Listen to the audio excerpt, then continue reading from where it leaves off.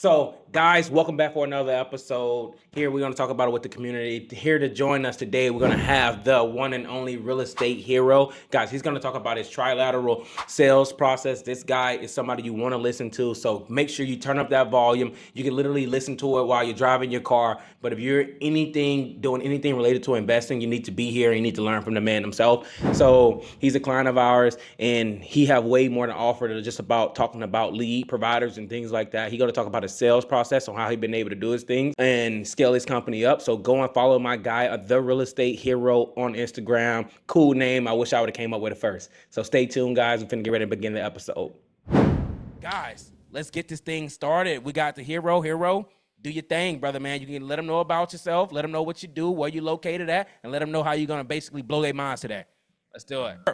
So I go by the real estate hero. My real name is Anthony Hernandez, guys. I'm based in San Antonio, but we do deals nationwide. So I kind of know what some of you guys are into and what markets are hot. To give you a little bit of background, guys, I've been doing this going on 5 years. And in 5 years, I've been able to create a 7-figure portfolio. In fact, guys, I created a 7-figure portfolio in 90 days, and I was timed to do it. And my whole goal behind that was to show somebody that you can do it from nothing and make it into something using creative financing. And in doing that, guys, our company motto is true transparency. So every time we contract a deal wholesale wise, my trilateral sales strategy gets us those deals where I'm able to tell the seller, hey, I'm a wholesaler. I'm going to sell your property or I'm going to buy it. Hey, I'm going to do this. When they see our deals on Facebook or whatever, they're not mad. They're actually happy calling us. Hey, I saw my home over here. Thank you for marketing it. Right. So my whole process is to just be transparent as possible. And in doing that, guys, I've been able to build a substantial amount of assets. And in doing that as well, we've been able to help a couple companies scale their deals and scale their numbers, where maybe some deals that you might have thought were dead, after learning this strategy, they're able to revive some of those. And some people already do novations and stuff like that. But if doing novations is your only thing you do, you might be leaving a little bit of money on the table, and you're most likely leaving your assets untouched, right? So just to kind of give you guys an idea of what the trilateral sales strategy is, it's basically our way of being able to get the seller on the phone. And in the first talk off, we're able to give them 3 distinctive ways to get the goal of selling their property done. At the end of the day, these people are filling out our forms with the idea that we're going to give them an offer or a cash offer or sell their home.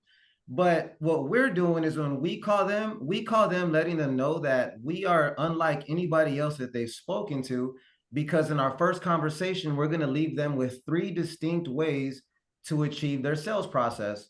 That captures them right off the bat versus you just calling and say, hey, you filled out a form. I was calling because you're selling your home here.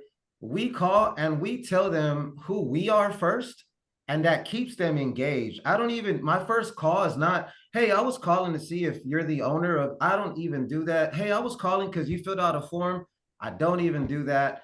The first thing we're going to do is, hi, I was calling, just wanted to thank you for the opportunity to do business with you. And in filling out this form, I wanted to tell you a little bit about our company before we get started. What I'm doing now is engaging them to let them know if they speak to somebody after me, that's cool, but they didn't talk off like this. If they speak to somebody before me, that was cool too, but they didn't get 3 options and the company wasn't introduced like this. So if you introduce your company first, you're making it seem like you're a full concierge service, if that makes sense. You're just more than a wholesale cash offer investor. You're now a creative finance investor. You're now going to give her a cash offer. And the third one is you're going to give her a network partnership offer, right? I see some of y'all's eyes open on that one. That network partnership offer is very, very crucial in your talk off. So if I'm calling, right, I get a deal. The first thing we're going to do most of the time for us is wholesale. We're going to offer a cash offer, 70% minus rehab. Some of us are probably going to do 60% of ARV minus rehab. They're probably either going to say yes or no, right? If they say no, they're going to wait for the next 2 offers, because you've already planted the seed telling them what your company is about. And your company offers 3 distinctive ways to get their goal of their asking price or to sell their home. So now if my cash offer didn't work, 9 out of 10 times, somebody either might hang up on you, they might tell you that's too low for them, or the conversation's dead.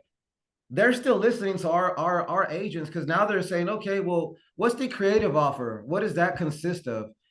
Now, when they tell you that, guys, you're able to start digging deep and say, okay, can I get creative with this offer? They wanted 70 grand. I can't give them 70. I think it's only worth 60. But you know what? Can I spread that 70 over terms or over a certain amount of period?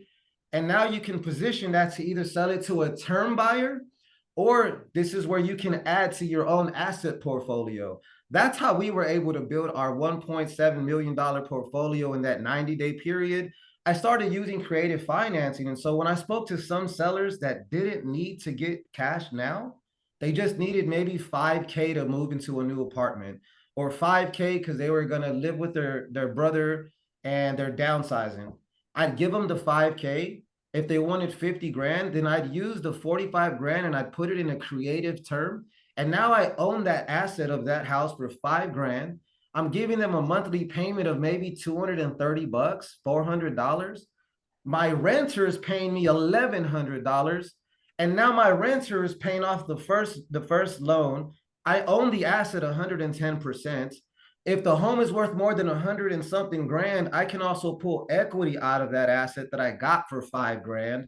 And so now you give yourself way more exits to either you give yourself multiple exits. One, to build your portfolio.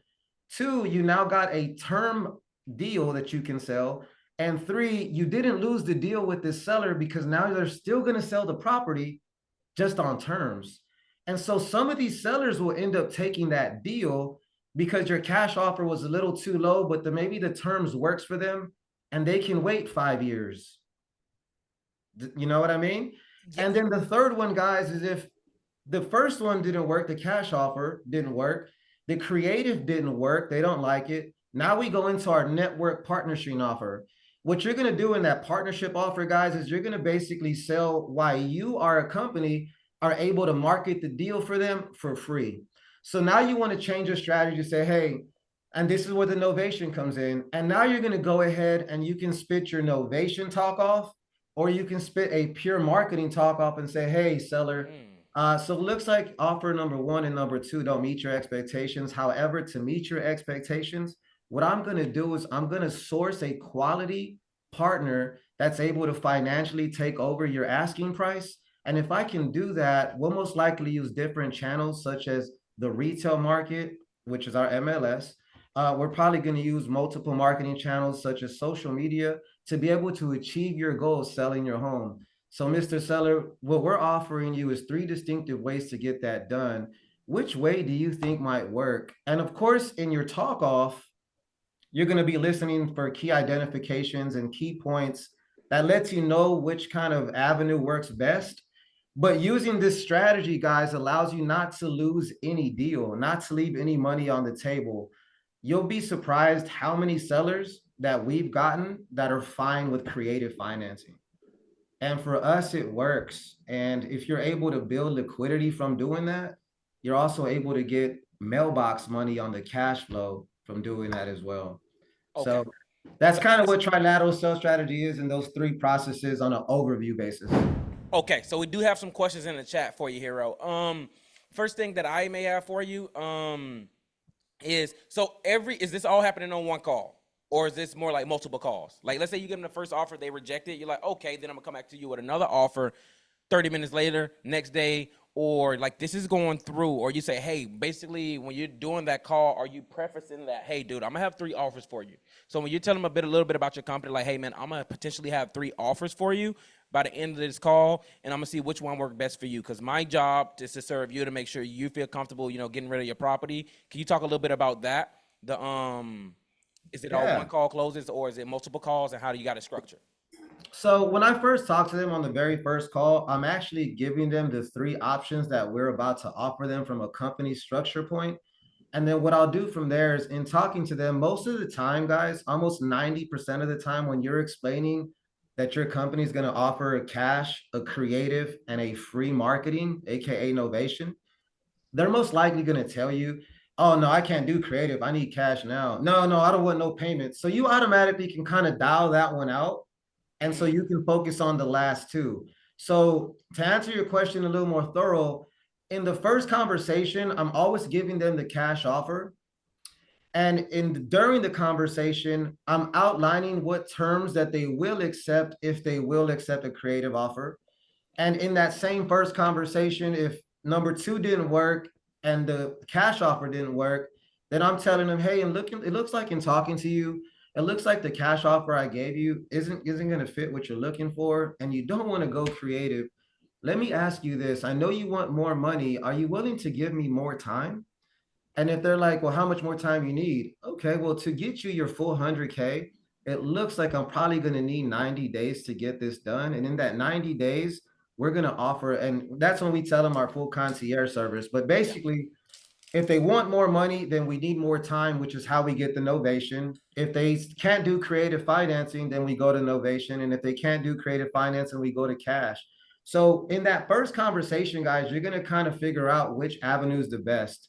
In your second conversation on the phone is when you come back to them with the actual creative terms based on what they said. And you're going to leave them with a task item and say this. And we always task them and say, okay, seller, so it looks like you're fine with creative terms. I don't want to go over the terms too much in details. What I'm going to do is put some numbers together.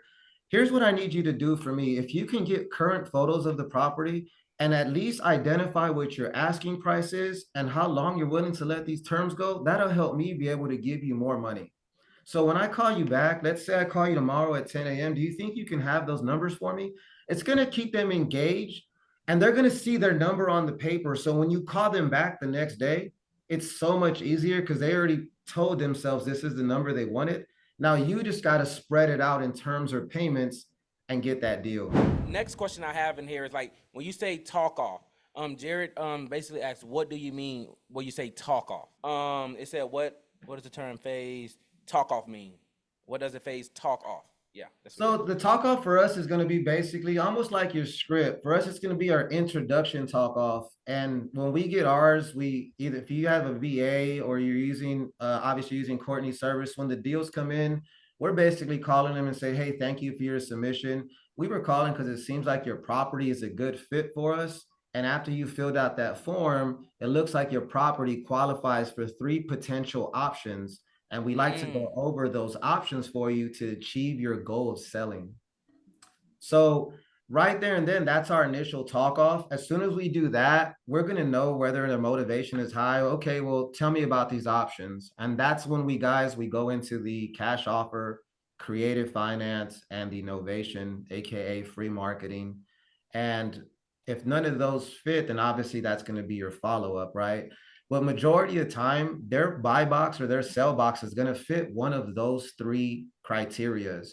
And if you go in with that introduction saying, you know, we thank you for your submission. It looks like your property is a great fit for us, and we wanted to discuss some potential options to see which best fits which best fits your goal to achieve selling. So what that's going to do for you guys is it lets them kind of put the ball in their court.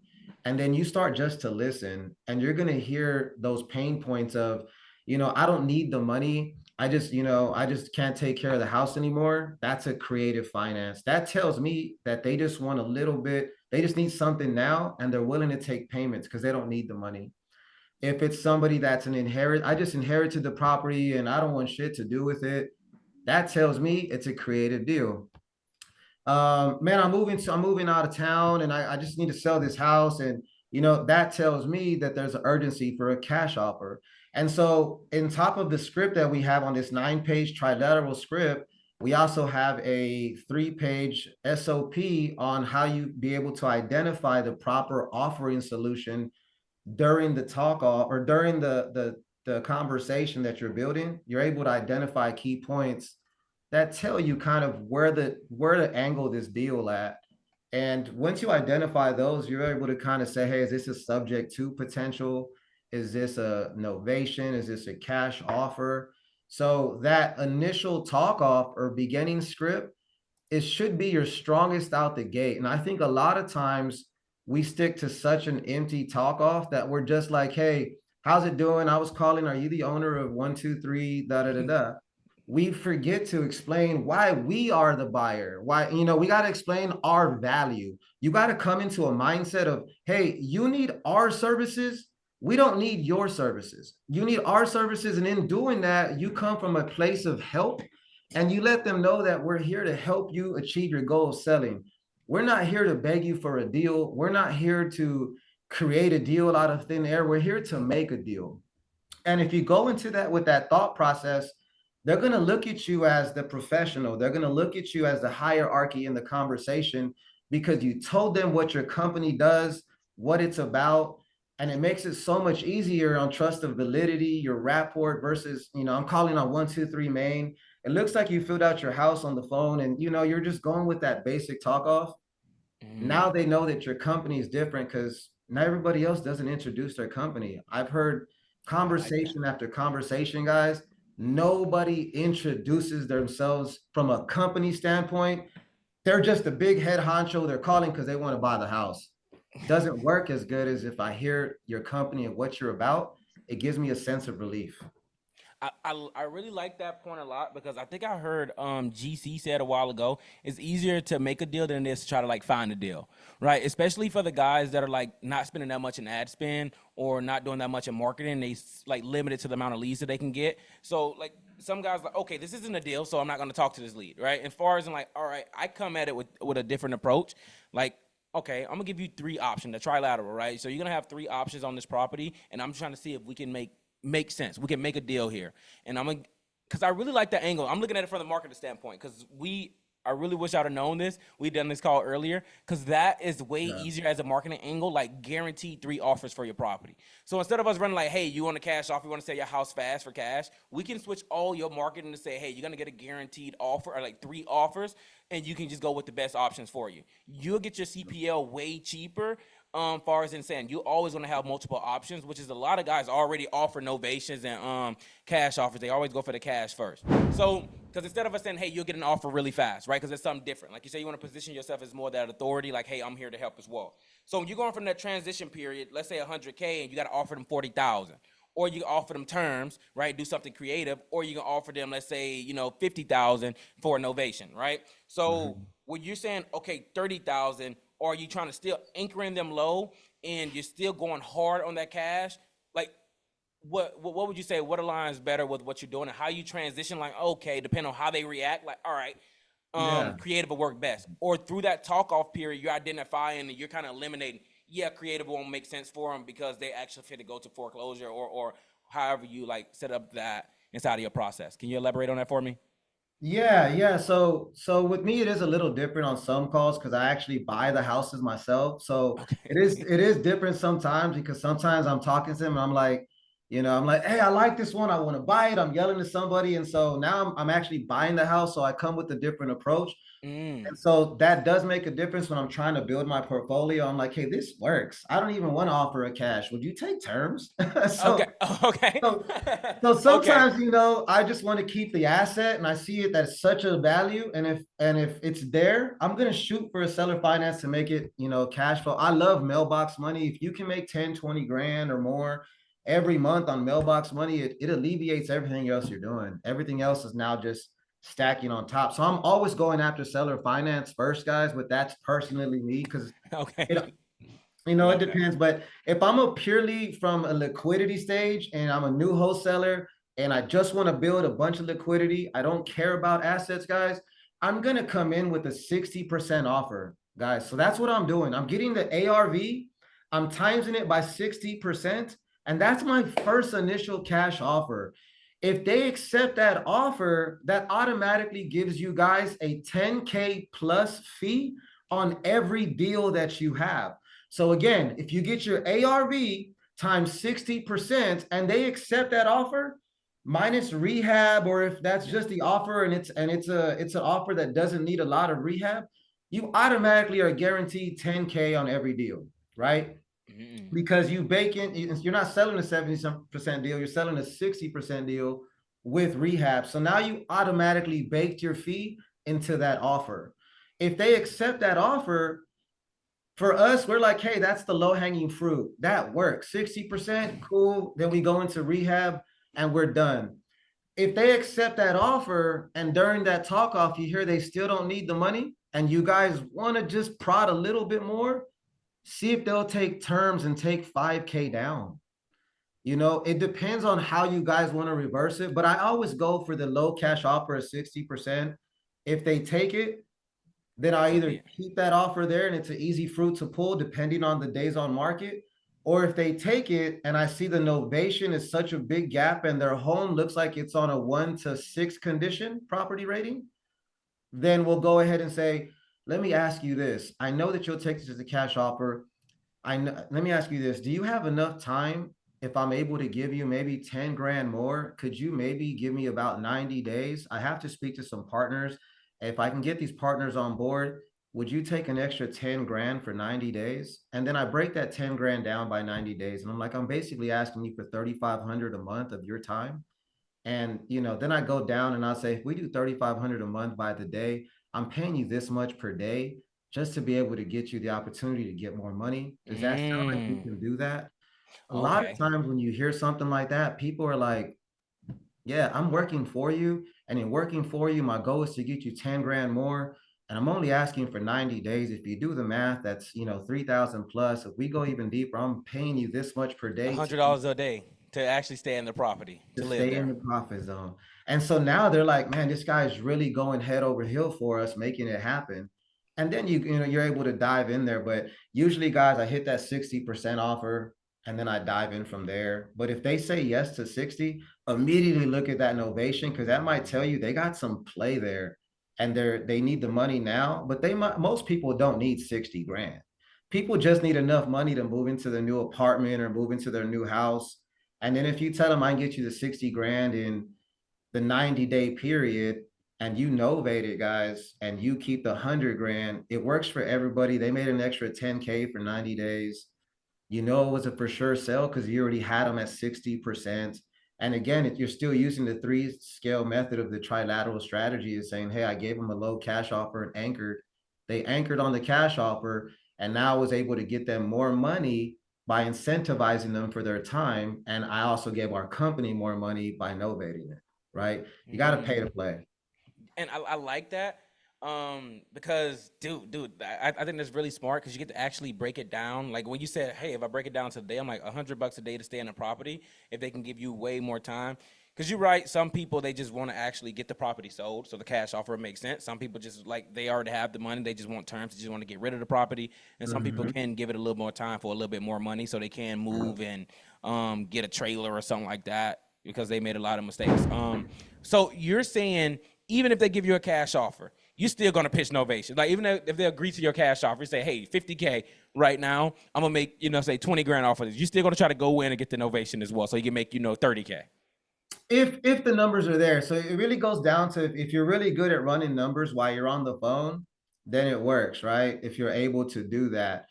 But again, for me, I'm always looking at the cash conversion cycle. If I'm able to make 40 grand on the wholesale deal and my novation was 60 grand, I'm going to go for the 40 grand if I can do that in 30 days versus a 90-day novation. So I Mm, think the rate of return and the cash conversion cycle is a big deal for us personally. I'm always looking at how fast am I going to deploy cash and how fast is it going to come back, right? So if I'm going to be tied for 90 days for 60 grand versus 30 days for 40, I'm not really going to worry about the 20 grand versus the time because I feel in that 90 days, I could already have done 40, 40, and 40 instead of me hanging on, spending so much of my company dispo and time for that 60K or for that extra 20 grand. I feel that it should just mm. go for the low hanging fruit. But if the novation is there, guys, and you guys can see that, you can do it. But here's the key that we do, guys. Check this out. We get them under contract for that 60K.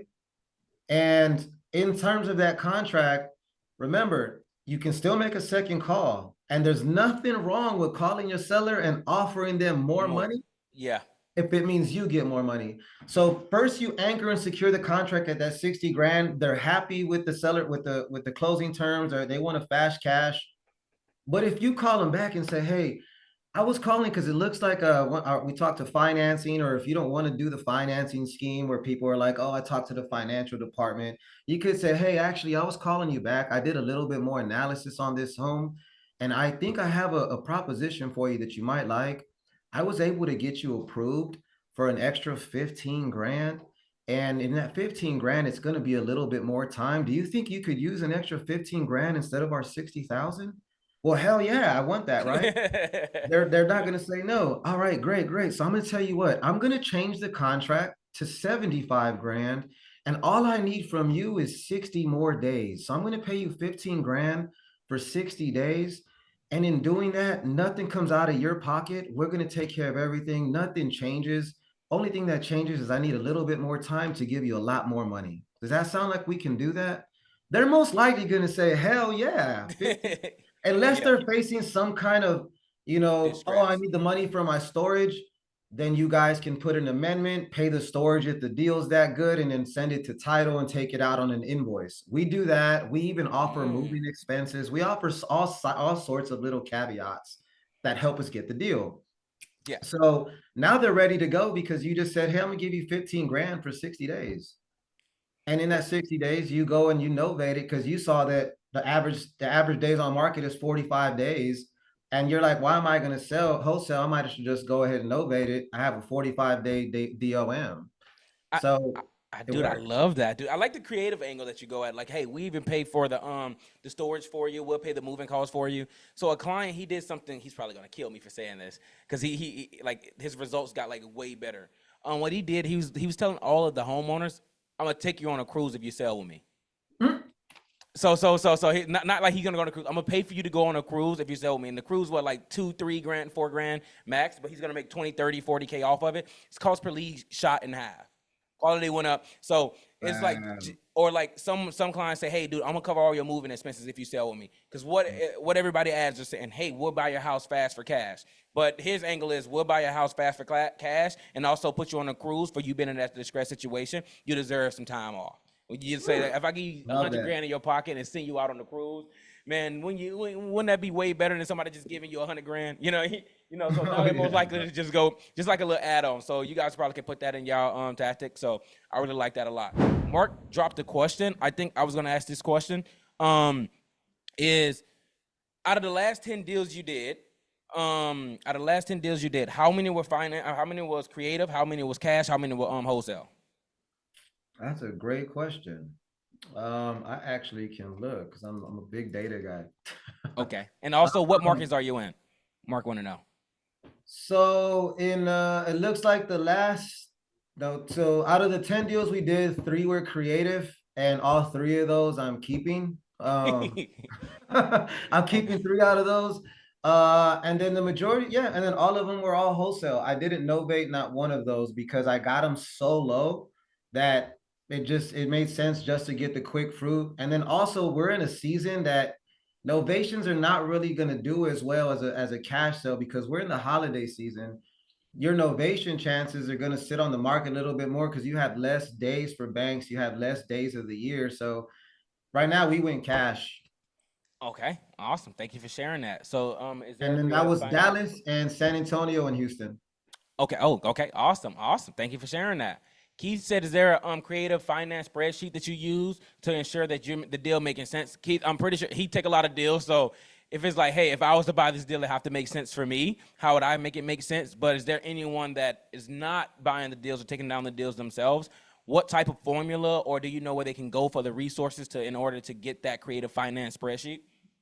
Yeah, so I do have a spreadsheet that we personally use where you can actually compute the numbers and you would put in the actual asking price. You can put in the interest rate and it'll tell you what the rate of return is.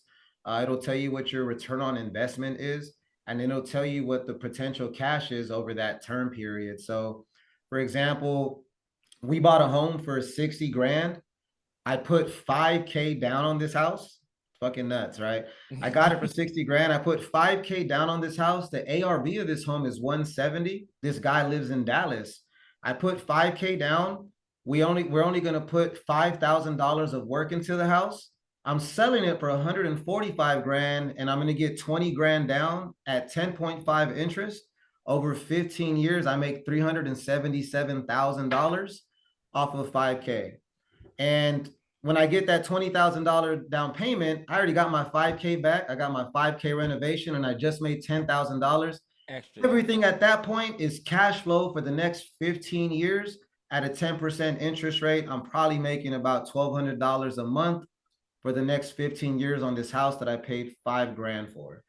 And obviously, if I wanted to, after creating that note, I can go and sell the note to the bank. I can sell it to a note buyer. And if you sell it to a note buyer, I mean, shoot, you can sell the full 145. I only paid 60 and I put 5 down. It's a no-brainer. Dang. So Can we get that spreadsheet from you? yeah, I'll send it to a couple of you guys. It's one of the things that we do offer with what we do in our training. It's a full loan sheet calculator. And then I actually got a creative way to show you what words and how to tailor that deal. Okay. How many is a couple? What are we talking? And I get to choose? I think that'll be fair. Yeah, you can choose. How about you send it out? You can send it out to about 5 people, man. It's Okay, 5 people, and I have Nikita and Salma choose who they think. Okay, so it's gonna take the stress off of you. Like, hey, why you didn't choose me? Put the stress Yeah, on Nikita it's a and nice Salma. calculator, man. It does everything. We even have an ARV calculator that we use for our agents. So that way our agents are always giving out the right cash offer. They literally can just put in the Zillow price and it's going to give them everything that they need, man. Okay, I love it. Dang. Okay, that's what I'm talking about. All right, and Vincent, I know he's been showing up on all the calls. That's what I'm talking about, brother, man. He said, "What are the Oh, three Vince. best websites to obtain quick value? Like, what are you using the most for the quick value?" If you're looking for something free, I would go PropWire. I like Batch Leads. And I like PropStream. Okay, thank you. Where could we get that 9-page script and SOPs? Dang. The scripts and all the SOPs, guys, they're actually in the store. It's in my bio, and you can literally buy them. And I think I told Courtney he can choose some people if he wants to. I'm gonna give him the script so he can send it out to a few of you guys, so that way you can test it out. All I ask is Courtney, whoever you send it to, have them give you some feedback to test this out, because I would love to hear their success stories on how this actually got them more deals. How about this is even better? I think if you guys follow them on Instagram, and the people that follow you on Instagram first, will send it to those people, as long as they just promise to give you feedback based off of the information. I think that'll make sense. So they just follow you on Instagram, shoot you a DM like, I want it, and then you can send it to them yourself. Just let us know how many you sent it to us, so we're not double sending it. Then we don't have access to it, and stuff like that to give to the whole community, because we're very ethical over here. So I think we just put the stress back on you, no longer on us. Let's put it back on you. All right, so they follow you and they hit you up on Instagram, say, hey, I want the script. First 5 people you see, then you can send it to them and just say, hey, I just want some feedback, and go from there. That's better, right? I love it. Okay, can you talk on homes that have been listed on the MLS for 60 plus days? Because these folks may be like more inclined to do creative. So let's say if you get a home that's already been on the MLS for like 60 days or 100 days, would you go and pitch them that creative? And how much success have you had with that? That's actually one of our bread and butters. Whoever asked that question, very, very smart.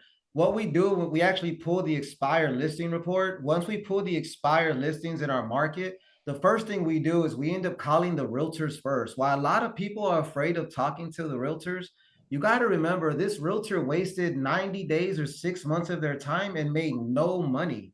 When you call this realtor and you call them from a place of, hey, I'll incentivize you, give me the scoop and give me an idea of where this seller's at. Are they even open to creative financing? You can go in there knowing their whys and why they needed to sell, why they didn't sell before you actually get on the call with that actual seller.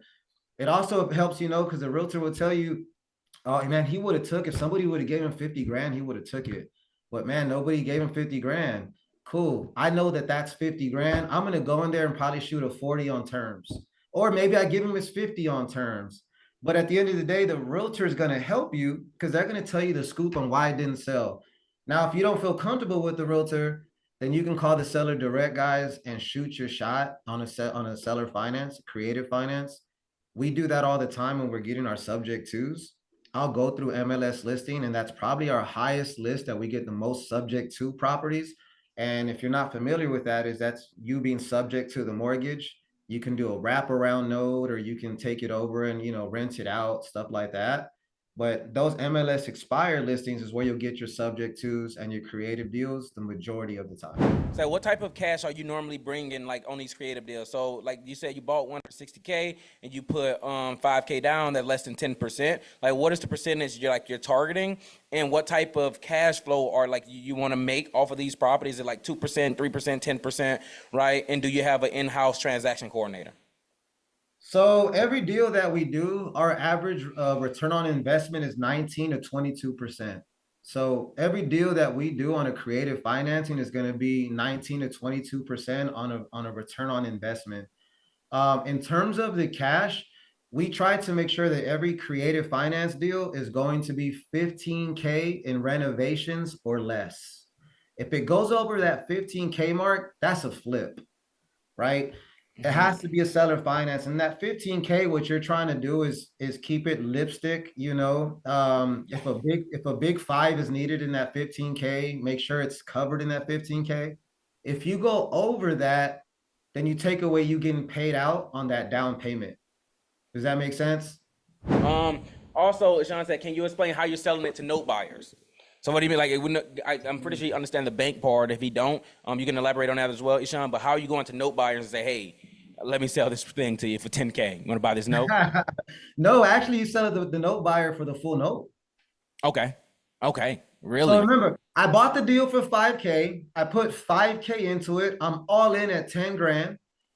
The loan that I got from the actual seller is 60 grand, right? Y'all with Yep. me? 60 grand. I'm all in at 10. I'm putting the interest about 10.5 interest rate. I'm gonna sell it for 145 grand. So my sales price is 145 on the note. I'm sorry, what's 145 minus my, I guess let's just say I asked 10 grand down. So now it's only 135 is gonna be my note. I got 10 grand down, so I got all of my money back, just to keep it simple. And now the note that I created is a $135,000 note off of my $60,000 home. And now with the 10.5 interest, that $135,000 note is probably going to turn out to be about 325 grand or about 350 total. So now I made $355,000 over a 30-year term or 15-year term on that 10.5 interest rate. What I'm going to do now is I'm going to call a note buyer. That note buyer is going to buy my note most of the time at the full price. So my note buyer is going to pay me the full 135. I get that 135 and I go and I get that little 60 grand that's left. I'm sorry, 55, because I gave him 5K down. I pay him his 55 off. I just made the rest of the money from the note buyer. The note buyer makes the rest of the money from the 145 to the 325 grand. He's going to eat all of that interest over that term.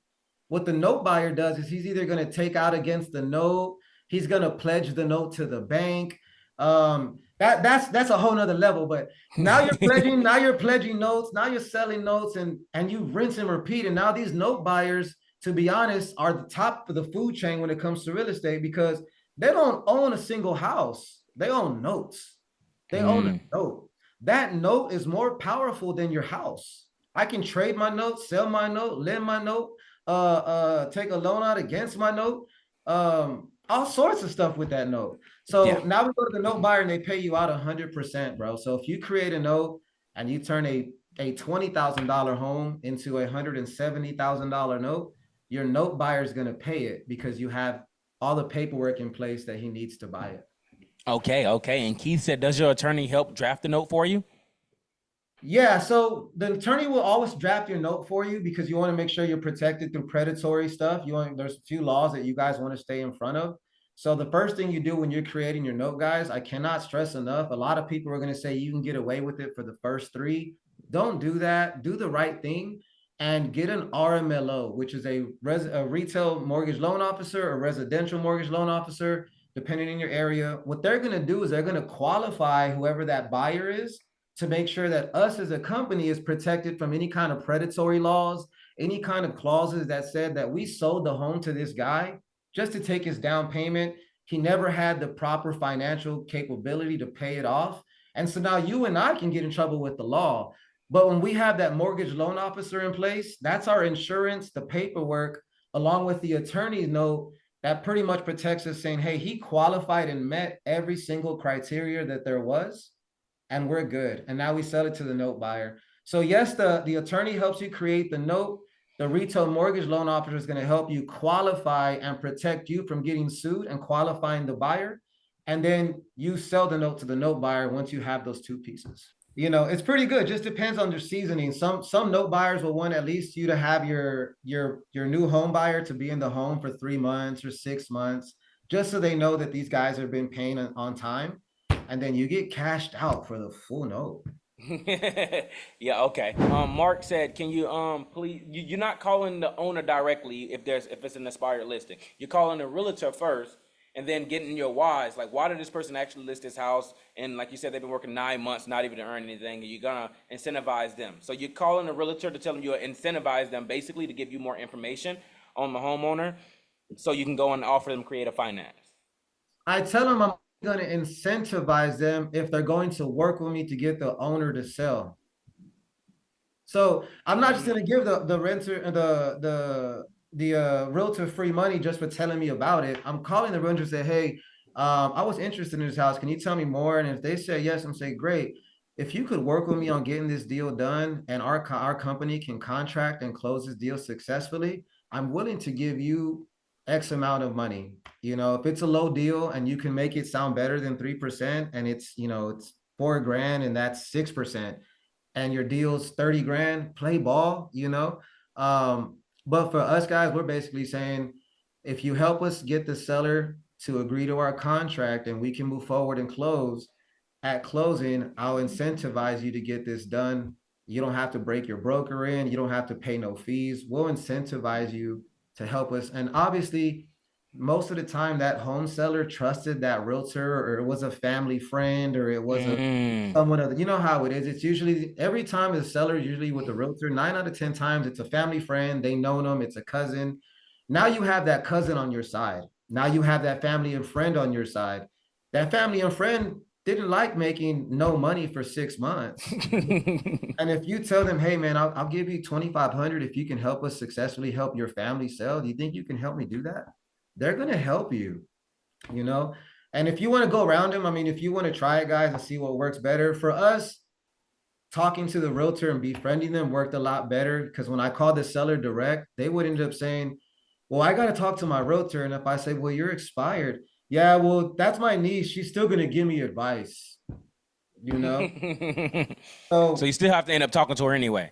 yeah, so instead, if you get them right on the thing and you're like, yeah, you know, actually I spoke to your realtor and they told me it was okay to call you direct.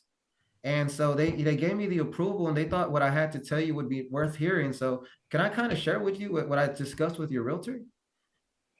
And he's on board because the realtor said it was already good. So now I don't got to call her no more.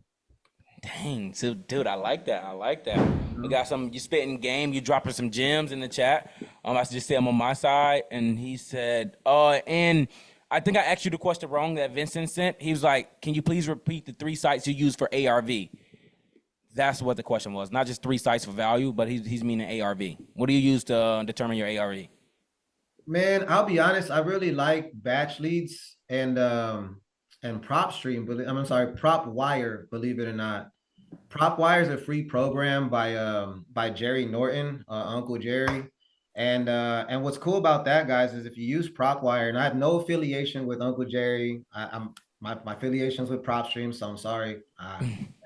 Um, but at least you know, guys, I'm being honest with you. Yeah. So if you go to PropWire, it has a really cool comp capability where you can actually select a comp and it'll actually move it automatically for you guys on the bottom. So we have our employees or our VAs use PropWire. And on the very bottom, if I select 3 properties, it's automatically going to aggregate what your ARV is for you. And in testing the market, it's pretty accurate, give or take about 2,500 bucks. I mean, it's really accurate compared to what I've seen some other stuff. So I think PropWire is probably going to be your best free program to use for ARV value nationwide. Okay, okay, awesome, awesome. Thank you for answering that question for me. I appreciate that. So, what you say, Anthony? How long have you been investing in real estate so far? I would say buying myself the past 3 years, and then wholesaling with no investment for 2 years straight, just wholesaling straight.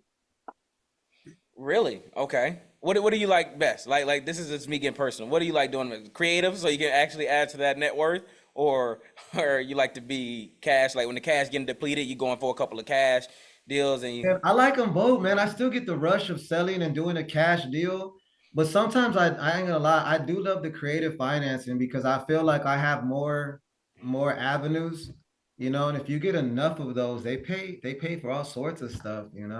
Okay. So you would say, let's say I'm a beginner wholesaler and I've been in the game and I'm not, because I think a lot of guys are not liquid. They don't have that much money. So you just say go for a bunch of cash, cash, cash, cash, then ovations. And once you have, if you had to put a number on it, how much money do you think they should have in their account or their business account before they actually start entertaining the creative? Because I saw this post a while ago. Like some people want like, hey, let me get $500 or $1,000 of worth of rent coming in every month, but that's all they making. Like $1,000 is all you making, dude. You're not making that 20 grand when you need Yeah, to and actually pay for your bills. So yeah, they all end up starting to go and work jobs because that money's really nothing. it is, What bro. number would you say? I would say, guys, if you're wholesaling, and I know that a lot of times I've been in your shoes where I wanted to grow faster than I was at, right? And I was in a place where I wanted to just flip my first home. I didn't want to be known as a wholesaler. It had this negative essence to it, right? Where people were like, "Oh, you're a wholesaler, rah, rah, rah," right? And they really hate it because we just make a ton of money and we do it with ease, right? And that's why they hate what we do. I would say, guys, don't touch anything creative until you at least have six-figure liquidity to at Mm, least protect you guys. The reason why you want to have at least a six-figure liquidity, guys, is because in the event that you do a subject to, and that person happens to live there for 5 years and then they leave, you have to be able to make sure that you have enough of a safety net to cover that mortgage every month, right? Because now that person who moved in is not paying you a payment to cover that mortgage. So now your whole wrap is no longer valid. You also want to make sure you have liquidity because you're going to have to pay some expenses like renter fees and cleanup and some stuff like that. I've seen people get assets with 50 grand, guys, and it didn't work too well. And I ended up buying their houses. And some of these are buddies of mine, and they went, they try to get assets too fast. They didn't build enough liquidity, and we mm, ended up just taking over the note. So I would say, guys, build at least a six-figure income of liquidity to do it, unless you come across a partnership seller who's asking you for no money down. In essence, all they want you guys to do is just use your expertise to rebuild it or resell it and all that kind of stuff on a partnership deal. Other than that, mm. guys, six figures is where you want to be. Okay. Can you expand on the last part you said? Like you ran across those people that are like, I don't want no money down. I just want you to help me just fix this thing up and sell it. It wasn't Yeah. like a listing agreement. Like you didn't get paid as a listing, right? You got paid for the wrap, or can you explain that? Yeah, so right now we have a seller that another seller that lives in Dallas. I got the house for free. And all he wants in essence, well, not technically for free, but I got it for no money down. I'm gonna give him 25 grand over payments. And he's already owned this house for probably 20 years. He's done seller finance so many times that he's made his money back. People just didn't stay. So what I did with him was I said, okay, look, I don't, you don't want 60 grand on a wholesale. We know it's worth 190. What can we do together? And so he said, all right, well, let's partner. So I come up with a partnership agreement with some of my sellers and I say, hey, you're bringing the asset, I'm bringing the renovation and the sales. And in terms, we're 50-50 partners or we're 60-40 partners. And you can go and do a flip that way. You can do a creative deal and take over it that way and just say, hey guys, you bring the asset. I'm going to give you $300 a month for the next 10 years. And I'll take over all the taxes. I'll take over the renter. I'll make sure that somebody's in there. And guys, you can make money that way just by being a partner with somebody who owns the house. You spent no money. You just maybe moved in your cousin into this house and you maybe got a bunch of guys to paint it. Y'all cut the grass. So you can get really creative with asking them, hey, could we do a partnership deal? And I'll create mailbox money for you. I'll do the full concierge service of putting in a renter, cleaning up the house, taking the monthly payments, and all you got to do is collect a monthly check. When you Have do you ever done that in a flip? I've done that plenty of times, man. I've done it a lot. In a Actually, flip? I've done it with the flip. I actually try to do it with the flip without even buying for myself almost every time. If I can How get are into you a flip guaranteed? with no I'm money, sorry, Anthony. I How go, are you guaranteed for them to sell that house? How do you put on paper the guarantee for them to then sell that house that you did a joint venture on? what do you mean? Like, how do I guarantee that it's gonna sell? How do you guarantee that You the don't fix it homeowner is up and going then to they don't want sell to it? list it. Yeah. Right, correct. Like, if the seller backs out on the listing agreement? Yeah. Correct. Well, they can at that point because they're most of the time, whenever we do, that's a great question. So if we're doing it in that model, the seller's gonna, one, the house is gonna be vacant, right? So we want to make sure the seller's not living in the house or any kind of emotional tie. We want the house completely vacant already, so we don't have to worry about, any of that part of them going back. The other part is that we have a liability where we're getting first deed position. So I have a contract addendum that when they sign our partnership, they're giving me attorney in fact and first deed position. They're basically now a silent partner. If these people decided to change their mind in my specific agreement or addendum, they have to be able to either give me back the money that we've invested, or I now own the house on the deed from the deed, and you're now renting it from me until I get my money back. I've Mm, never had nobody do it to us, but that's what we do. We protect ourselves by putting ourselves on the deed. We've never had anybody, push back on it, but it's a great question. How do we get them from not backing out? Majority of the time they yeah. don't. They want to make the sale. They want the Do money. they so you said you actually answered it already. They really don't push back on putting you on the deed? I find No. that so crazy, but I guess maybe their back is against the wall and they're in that position. Well, that and you got to remember when we're doing that, we're having a lot of legitimacy and validity because we're having the attorney involved. And this person who's giving me that right, they're taking the risk with me. So in order for me to take the risk with them and deploy my funds, I need to have some deed position. And in order for them to give me deed position and want my money, that has to go into if you want my money to help you make more money, I need deed position to protect my funds. If you can't give me that position, then you probably don't want to sell and you're going to stay sitting with the house. So it's kind of a minimal ask, but going through an attorney is basically states on our addendum that that this deed position is purely during that time period that you guys agreed to sell. So if it's 6 Yeah, months, I have deed position primary for 6 months in order to sell and sign all the paperwork. The seller never sees anything. I actually sign that title. I do everything at that point. I love that angle. I feel like, I wanted to push that. I'm over here in New York, in on Long Island, and I Nice. always thought about really trying to do like an equity boost kind of Mm-hmm. program.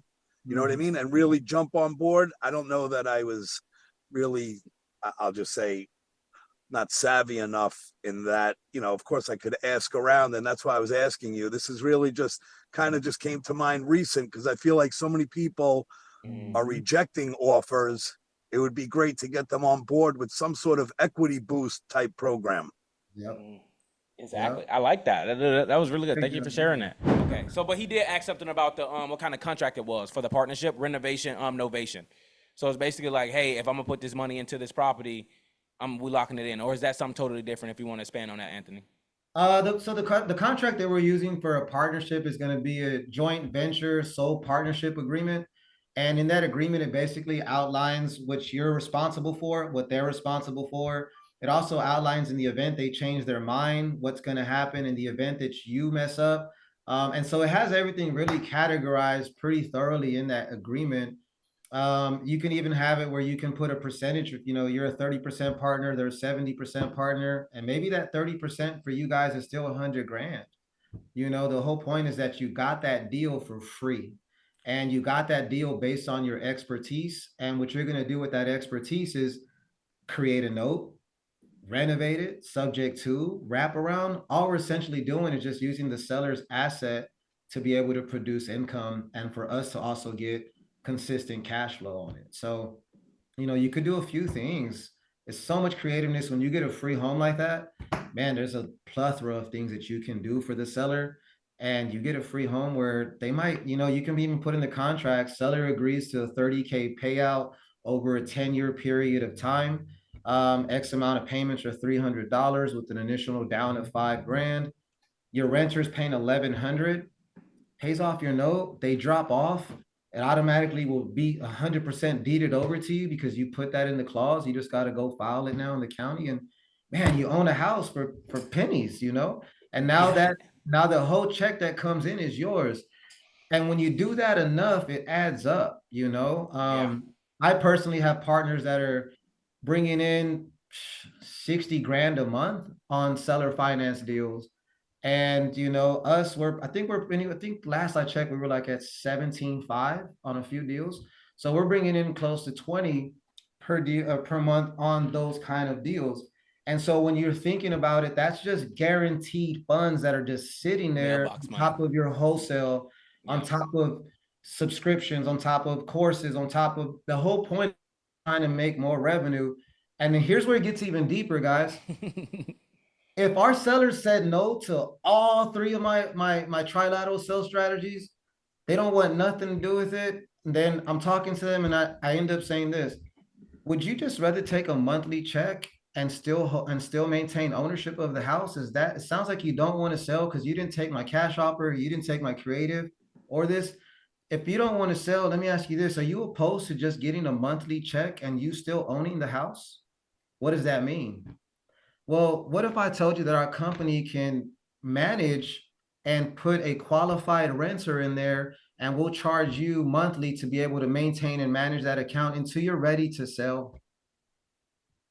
And so now you can add them. And again, it's totally up to you if your company has it involved, but our company manages rental homes too, because obviously we have our own. So I easily will add that seller's home to our rental portfolio, and I'll have my wife run it. My wife will make 8 to 10% on that deal every month. And now we just getting free 8 to 10% of their $1,700 payment. And all we did was load it to our website. They can pay through our app. This seller didn't want nothing to do with the house. They just wanted to keep on renting it. Maybe they had a problem with renters. They don't like the rental process. You as an expert, this is what we do as real estate. We don't mind putting up with crap, right? We don't mind getting somebody in there and getting some money. Now you got that through the partnership agreement, or you got that saying, hey, well, I can at least offer you rental money. And then when they're ready to sell, boom, can you buy? You'll be the first guy in line. You're the first guy in line when they're ready to sell. You're the first guy in line. And that's exactly. So what are you doing? You're basically, so you'll take that over, give them a guaranteed $1,400 a month or so, and you'll collect a $1,700 a month rent, something there or about. Yep.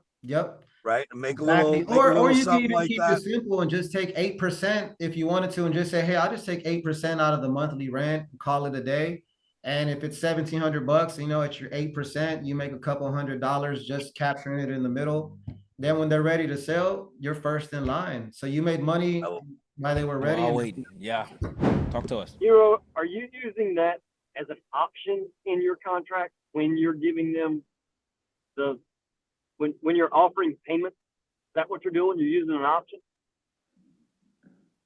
When I'm offering payments on creative financing, I don't give them that option. That option is only given when they say no to all three of the trilateral sales strategies. So that's like my last Hail Mary, where they obviously don't want to sell it if they didn't agree to you giving them more money on a novation, and they didn't agree to a fast closing on cash, and they didn't agree to a monthly check on terms. That means they really don't want to sell their house.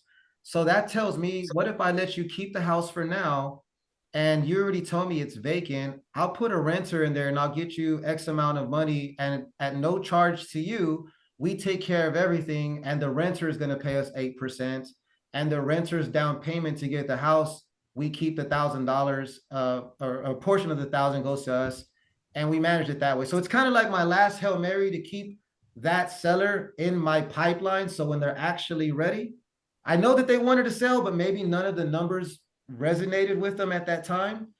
But I'm going to keep them as a rental and keep them in my books, develop a relationship with them. Then they're going to call me and say, hey, Anthony, I'm ready to sell. I like the mailbox money. It's cool, but this happened. I think I'm ready to go. You're like, great. Well, I love that. Let's review. Yeah, I mean, it's a brilliant play. There's no doubt about it. It's an absolutely brilliant play. Anthony, he really does this, guy. So message him, hit him up on Instagram. He really coaches people, teaches people certain stuff. So if you guys have pro into like, hey, dude, I actually want 10 minutes of your time, an hour of your time, hit them up, say, I don't know what's his hourly rate, but say, dude, actually walk me through this. You guys got the money. If you don't got the money, you'll find the money. So thank you guys for showing up for an hour. I really hope, I saw a lot of you guys say he's spitting games, dropping gems in the chat. That's what I'm talking about. Winners win and losers focus on the winners. And it seemed like we got a bunch of winners in here. All right, guys, y'all All right, take it man. easy. Have a good one. Hey, Peace, guys. thanks, Nick.